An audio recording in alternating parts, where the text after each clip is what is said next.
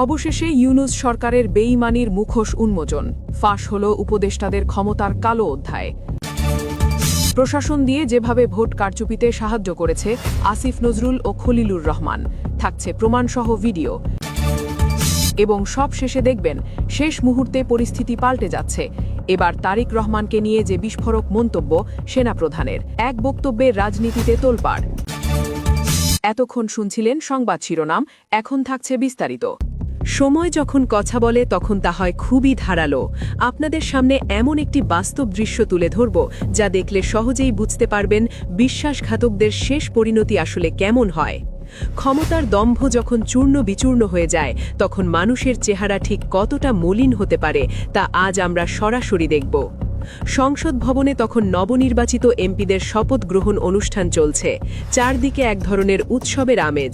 কিন্তু এই উৎসবমুখর পরিবেশের এক কোণে অত্যন্ত জবুথবু হয়ে দাঁড়িয়ে আছেন বিদায়ী অন্তর্বর্তীকালীন সরকারের দুই হেভিওয়েট উপদেষ্টা আসিফ নজরুল এবং সৈয়দা রিজওয়ানা হাসান।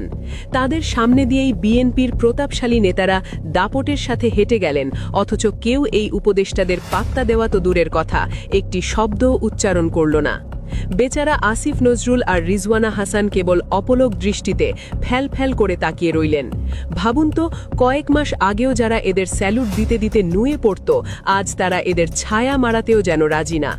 অপমান কি কেবল এখানেই শেষ? মোটেও না। ঠিক একই জায়গায় সাবেক পররাষ্ট্র উপদেষ্টা তৌহিদ হোসেন একা একা দাঁড়িয়ে মোবাইল টিপছিলেন, যেন নিজেকে আড়াল করতে চাইছেন। ঠিক তখনই পুলিশের একজন সাধারণ সাব ইন্সপেক্টর ভিড় ঠেলে যাওয়ার সময় তাকে অনেকটা ধাক্কা দিয়েই সামনে চলে গেলেন। আহা, কোনো সম্মান নেই, কোনো কদরও নেই।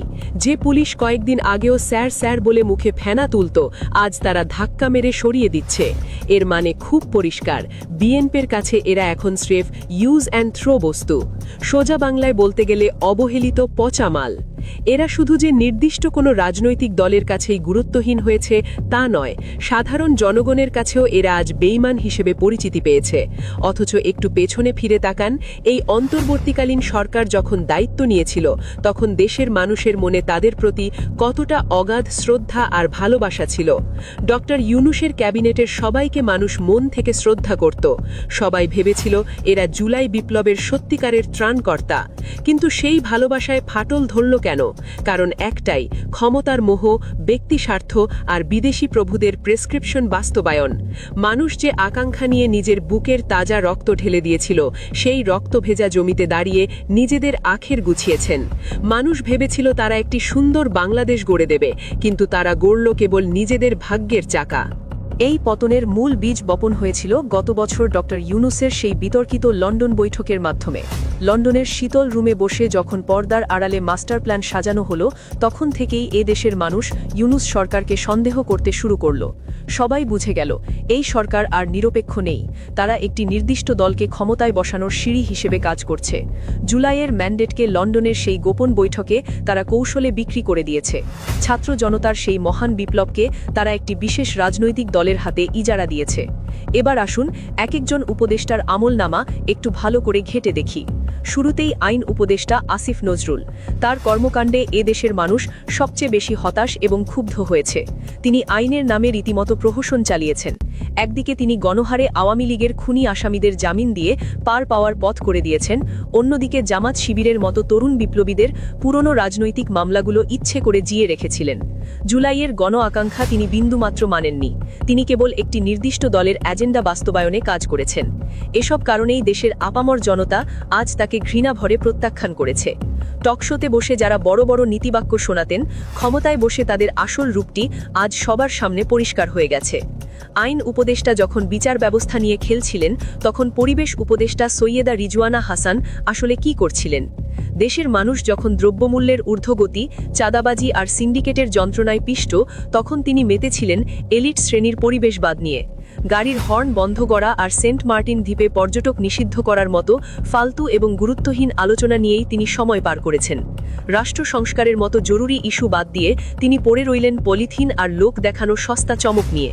মানুষের মনে তখন প্রশ্ন জেগেছিল, এরা কি আসলেই দেশ চালাতে এসেছে নাকি এনজিও প্রজেক্ট চালাতে এসেছে?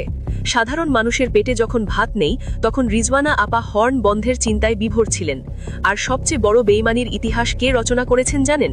তিনি হলেন নিরাপত্তা উপদেষ্টা খলিলুর রহমান। ডক্টর ইউনূসের সবচেয়ে বিশ্বস্ত মানুষ হয়েও তিনি আজ সরাসরি বিএনপির মন্ত্রিসভায় যোগ দিয়েছেন। এর চেয়ে বড় প্রমাণ আর কি লাগে যে এই অন্তর্বর্তীকালীন সরকার আসলে বিএনপির বি টিম হিসেবেই কাজ করেছে। খলিল সাহেবরা ভেতরে ভেতরে নির্বাচনের সূক্ষ্ম ইঞ্জিনিয়ারিং করেছেন আর তার পুরস্কার হিসেবে আজ ক্ষমতার চেয়ারে বসেছেন। এই যে পেছন থেকে দালালি করা, এটাই এদেশের বিপ্লবীদের মনে সবচেয়ে বড় আঘাত দিয়েছে। পুরো ক্যাবিনেটে কি সবাই খারাপ ছিল? না, হিসেব করলে দেখা যায় একমাত্র ফয়জুল কবির খান ছাড়া এই ইউনূস সরকারের একজন উপদেষ্টাও জুলাইয়ের শহীদদের কথা ভাবেননি। ফয়জুল কবির খান তার মন্ত্রণালয়ের কাজগুলো অন্তত চুপচাপ করে গেছেন, কিন্তু বাকিরা কেবল রাজনৈতিক স্টান্টবাজি করেছেন এবং ফ্যাসিবাদী কাঠামোকে টিকিয়ে রাখার ব্লুপ্রিন্ট বাস্তবায়ন করেছেন। তারা চেয়েছিলেন কেবল একটি বিশেষ পক্ষকে তুষ্ট রাখতে। ইউনূস সরকারের প্রতি মানুষের যেটুকু মায়া অবশিষ্ট ছিল তাও মুছে যায় শহীদ ওসমান হাদির ইস্যুতে। হাদির খুনিদের বিচারের দাবিতে যখন মানুষ রাজপথে নামল, যমুনা ঘেরাও করল, তখন তাদের কথা শোনার বদলে উল্টো মারধর করে সরিয়ে দেওয়া হলো। খুনিদের বিচার না করে উল্টো বিচার প্রার্থীদের পেটানো এবং শেষমেশ একটি নির্লজ্জ নির্বাচন ইঞ্জিনিয়ারিং করার বিষয়টি এই সরকারকে চরম অজনপ্রিয় করে তুলেছে।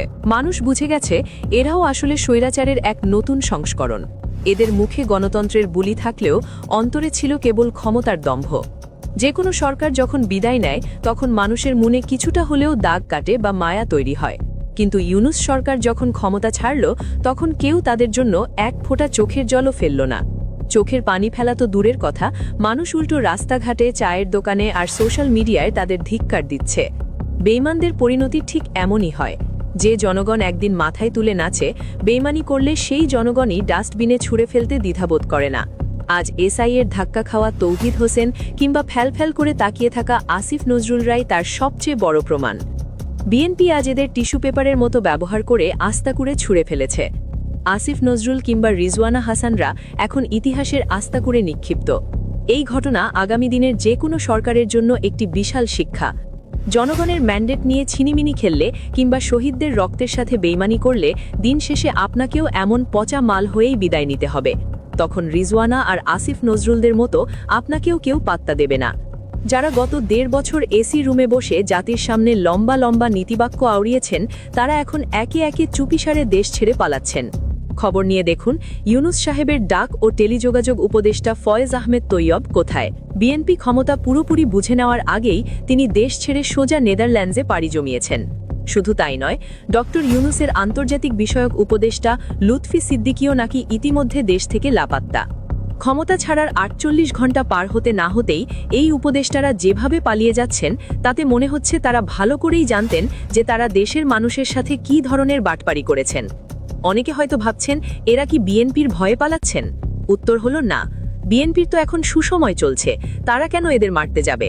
বরং এই সরকার তো ছিল বিএনপিরই সেট আপ করা। উপদেষ্টাদের দেশ ছাড়ার আসল কারণ হল জনতার পিটুনি খাওয়ার ভয়। তারা খুব ভালো করেই জানেন জুলাইয়ের আকাঙ্ক্ষাকে গলা টিপে হত্যা করে তারা যে ইলেকশন ইঞ্জিনিয়ারিং করেছেন এবং শহীদ হাদির মতো তরুণদের খুনিদের বাঁচিয়েছেন, তাতে সাধারণ মানুষের বুকে ক্ষোভের আগুন জ্বলছে। রাস্তায় নামলে জনগণ যে জুতো পেটা করতে পারে, সেই সাইকোলজিক্যাল ট্রমা থেকেই এখন তারা গোপনে ট্রাভেল ব্যাগ গোছাচ্ছেন। আমাদের কাছে থাকা খবর বলছে খুব শীঘ্রই এই সরকারের বেশ কয়েকজন হাই প্রোফাইল উপদেষ্টা এবং আমলাকে গ্রেফতার করা হতে পারে।